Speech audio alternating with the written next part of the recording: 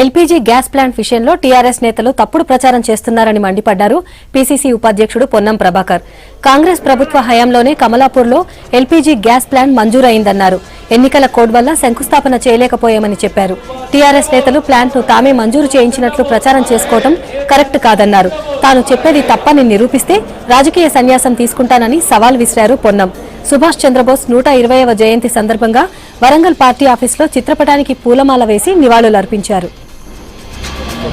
Filling కు సంబంధించి 2012-13లోనే కమలాపూర్ మండలంలో శాంక్షన్ అయింది. స్థల కేటాయింపు, స్థలానికి సంబంధించినటువంటి వివరాలు, అధికార ప్రత్యుత్తరాలు, స్థల ఎంపిక లేదా దానికి సంబంధించిన డీడీలు ఇవ్వడము, మంత్రి గారిని నేను ఇన్విటేషన్ చేసి ఇక్కడికి వచ్చి ఫౌండేషన్ ఏమనేంత లోపల ఫిబ్రవరిలో బిల్ పాస్ కాగానే స్థానిక సంస్థల ఎన్నికలు రావడం వల్ల ఎలక్షన్ కోడ్ కారణంగా మాత్రమే మేము ఫౌండేషన్ వేయలే. ఈ కార్యక్రమాన్ని నేను తీసుకురాలేదని చెప్తే రాజకీయ సన్యాసం తీసుకోవడానికి సిద్ధం.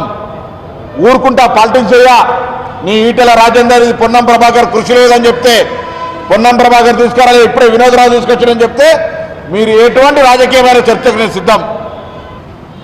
ఆ విధంగా పరాయిని అప్నా అని చెప్పుకునేటువంటి ఒక దౌర్భాగ్య పరిస్థితుల్లో రావద్దు. మీరేమైనా చేస్తే చెప్పుకోండి, మీకు గౌరవం ఇచ్చే ప్రయత్నం చేస్తాం. కానీ కాదంటే కమలాపూర్ వేదికగా బహిరంగ చర్చకు సిద్ధమా అని ప్రశ్నిస్తా ఉన్నాం.